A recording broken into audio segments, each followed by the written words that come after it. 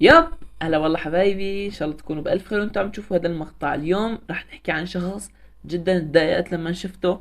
يعني هذا المقطع اكتر مقطع تضايقت وانا بدي اصوره. يعني شخص عم يحكي، عم يسب العرب، عم يتمسخر على العرب، عم يتمسخر على اسم الدول، يتمسخر على سوريا، يتمسخر على العراق، يتمسخر على السعودية.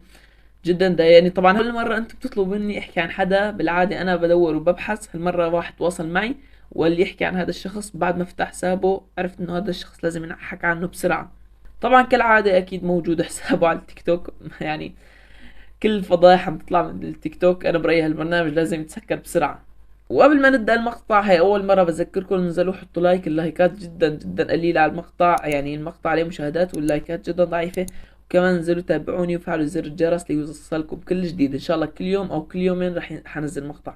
طيب خلينا نبدأ بالموضوع. تعالوا نشوف فيديو لهالزلمة. هذه ارتجالية تواترت على بالي في منطقة بسوريا اسمها ادلب ولا ادلب ولا انقلع ولا ولي. اول مرة اشوف منطقة اسمها ادلب. طبعا مثل ما شفتوا كان بيحكي على سوريا. طبعا هذا الشخص ما بمثل إلا نفسه. هو من الكويت يمكن، بس ما بمثل لنفسه. يعني اكيد ما راح نقول لاهل الكويت وكذا، مع احترامي لاهل الكويت والادلب.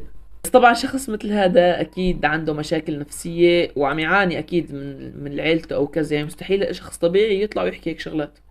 يبا في منطقة بالسعودية اسمها الرفيعة ولا القصيرة ولا الطويلة ولا المربربة. انا اقول لكم شيء، احلى شيء خير الامور اوسطها ولا اطوالها.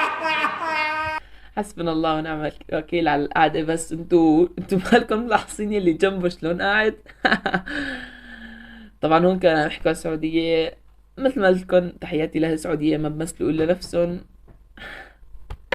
يبا في منطقة بسوريا اسمها حما ولا حمام زاجل ولا لوت ولا دشي. أول مرة أسمع منطقة اسمها حمام ولا بط. اخوان ضحكوا الموضوع جدا مضحك. اقسم بالله غباء بهالزلمة مو طبيعي. ما بعرف، يعني الزلمة عم يتعرض لضغوطات نفسية اكيد. والجنبه اصلا واضح انه شخص اهبل. نشر فيديو وكاتب اسمعوا الجديد اهل عمان. يلا يا رب بسم الله. يابا في منطقة بعمان اسمها مسقط ساقط ولا ناجح؟ ساقط بمادة ولا مادتين؟ ساقط دور ثاني ولا دور ثالث؟ يا اخوان ضحكوا. اعمل نفسك ميت يا زلمة، تضحك بس اجبروا خاطر الزلمة. طيب واضح انه هذا الشخص بس بده مشاهدات. مشاهداته كانت طايحة وبس حب يحكي عن كم دولة عربية ويجيب مشاهدات. تعرفوا على شو حتضحكوا؟ بس حتضحكوا على منظر هذا الولد اللي جنبه. ناجل ولا لوت ولا دشي. أول مرة. استغفر الله العظيم. بس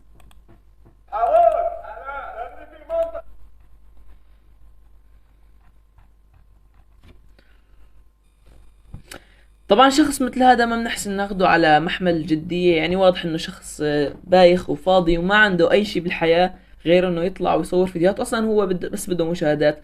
يعني ما في شي ينحكى عليه اكتر من هيك. يعني واضح انه شخص جدا فاضي وما عنده اي شي بهالحياة. طبعا بكرر واقول هذا الشيء، هذا الشخص بيمثل بس نفسه. يعني تحياتي لاهل الكويت، تحياتي لكل بلد طلع بهذا الفيديو.